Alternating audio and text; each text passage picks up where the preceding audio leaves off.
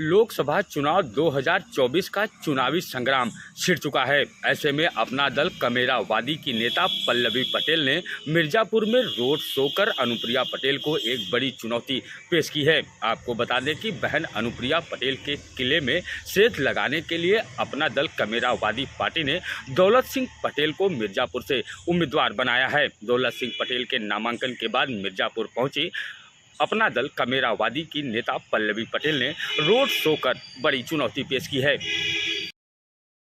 PDM प्रत्याशी दौलत सिंह पटेल के नामांकन में मिर्जापुर पहुंची अपना दल कमेरावादी की नेता पल्लवी पटेल ने रोड शो कर विपक्षियों पर जमकर निशाना साधा। पल्लवी पटेल ने कहा कि उत्तर प्रदेश में पिछड़ा, दलित व अल्पसंख्यकों के अधिकार की लड़ाई लड़ी जा रही है, इसलिए पीडीएम गठबंधन उत्तर प्रदेश के 28 सीटों पर चुनाव लड़ रहा है। जब पल्लवी पटेल से पूछा गया कि मिर्जापुर जनपद में उनकी बहन केंद्रीय मंत्री अनुप्रिया पटेल चुनावी मैदान में है, तो उन्होंने कहा यह परिवारवाद की नहीं बल्कि राजनीतिक लड़ाई है। अब देखना यह है कि पल्लवी पटेल के रोड शो के बाद केंद्रीय मंत्री अनुप्रिया पटेल के किले में क्या दौलत सिंह पटेल सेंध लगा पाएंगे। दौलत सिंह पटेल ने साथियों के साथ नामांकन कर चुनाव में जीत का भी दम भरा है और दौलत सिंह पटेल जनता की समस्याओं को लेकर मुखर भी रहते हैं। दौलत सिंह पटेल के नामांकन में पहुंची पल्लवी सिंह पटेल ने जनसभा को भी संबोधित किया। पीडीएम जो पूरे उत्तर प्रदेश की 28 सीटों पे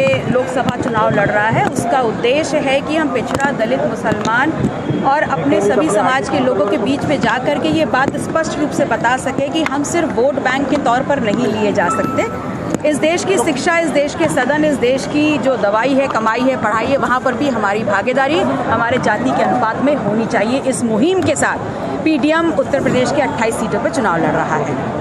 क्या आपको लगता है, चूंकि ये आपके बहन का भी संसदीय क्षेत्र है, ऐसे में क्या सियासत घर की सियासत है या फिर आपकी पार्टी की सियासत है? देखिए, मुझे ऐसा लगता है कि ऐसे पूर्वांचल के ऐसे बहुत से क्षेत्र हैं जो डॉक्टर सोनेलाल पटेल जी की कर्म भूमि रहे हैं और उनकी हर उस कर्म भूमि पर जा करके अपना दल अपने दम्भ को और अपनी जो गर्व है उसको पुनः जीवित करके आगे बढ़ना चाहता है और इस लड़ाई में पूरी मुस्तैदी से हर समाज के लोग हमारे सहयोग में उतरे हुए हैं। अनुप्रिया पटेल भी कुछ नहीं बोल रही हैं, वो आपकी बहन है, यहाँ से सांसद है। मेरे लिए लोकसभा चुनाव जो है, जहाँ पर भी हम 28 सीटों पर लड़ रहे हैं, तमाम जो विपक्ष के प्रत्याशी हैं वो एक समान है।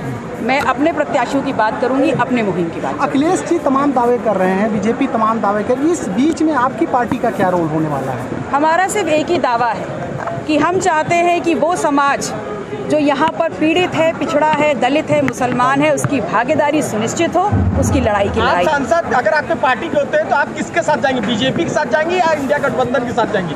किसके साथ अगर मौका मिलता है सरकार में जाने का? देखिए, भारतीय जनता पार्टी में तो कुव्वत ही नहीं है कि पल्लवी पटेल को खरीद लें। और रही बात इंडिया अलायंस, तो पीडीएम जो है और पल्लवी पटेल हमेशा मुद्दों की और जनहित की लड़ाई लड़ती है और अगर हम सांसद रह करके बाहर भी खड़ा होना पड़े तो हमें कोई गुरेज नहीं। आरक्षण को लेकर बड़ी चर्चा है और हर पार्टी अपनी आरक्षण को लेकर आप क्या स्थिति है? क्या कि वो आरक्षण? देखिए, आरक्षण संविधान में निहित एक अधिकार दिया गया है, एक मौका है। इस देश में जो मुख्य धारा में अलग है समाज, उनको मुख्य धारा में लाने का एक प्रयास है, तो मैं इसको बहुत ही जायज़ मानती हूँ और मेरा ये मानना है कि 27% जो ओबीसी के लिए है और दलित और पिछड़ों के लिए है, वो जितना भी कोटा है उसको पूर्ण किया जाए, उसमें किसी प्रकार की कोताही ना बरती। Thank you ma'am, thank you.